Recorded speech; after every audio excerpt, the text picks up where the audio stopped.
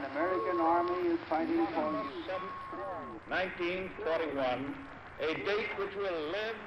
Note that the first atomic bomb was dropped on Hiroshima. These forces met their match. We have declared the war in Vietnam. but we don't plan to surrender either. We are going to win. Proportions and would lead to World War III. Allied air forces began an attack on military Decide that in the 21st century that America... March 5th, 2052, the United States has officially closed. The United States will go ahead with a national quarantine.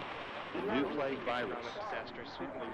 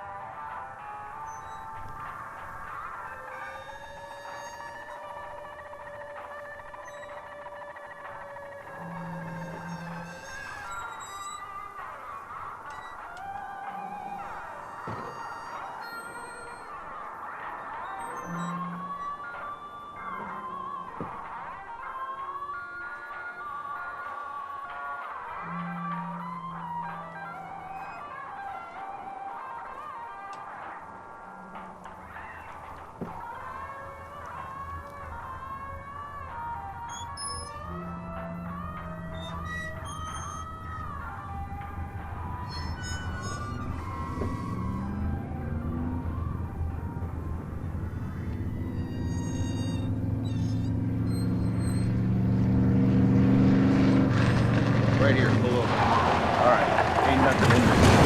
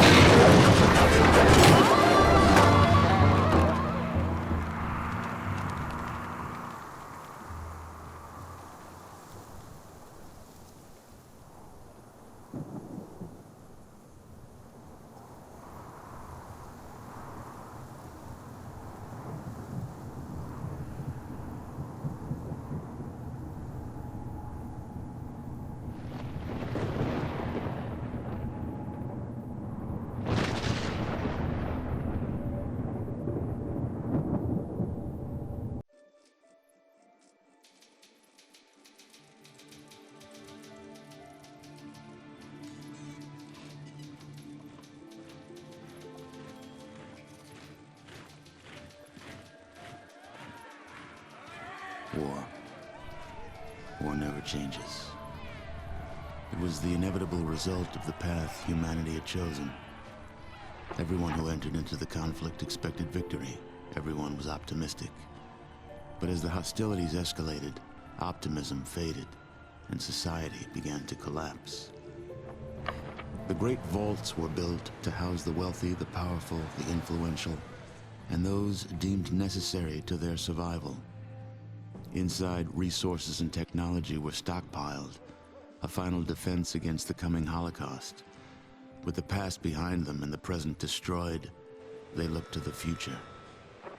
The sturdy Vault Zero was to be the nucleus of the Vault network, housing the greatest leaders, artists, and scientists. The inhabitants of Vault Zero were to reunite the vaults and lead the people to a new life, a new world. But after the bombs, the world would be a harsh one. To ensure the creation of a post-nuclear utopia, the Vault dwellers would need help.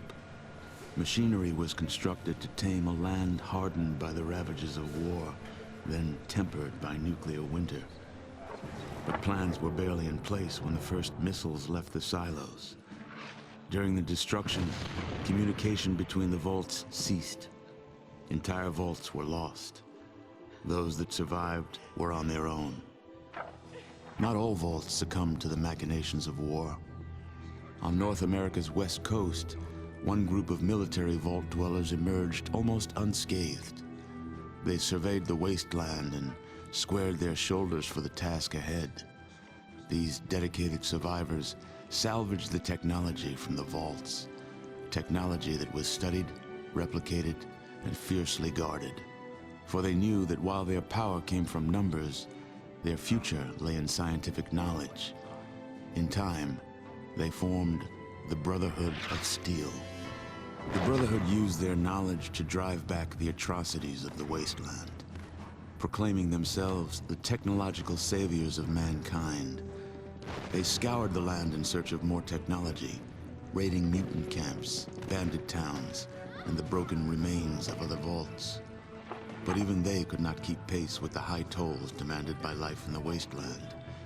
The Brotherhood found themselves at odds with their need for new blood versus their code of technological secrecy. The debate was lengthy.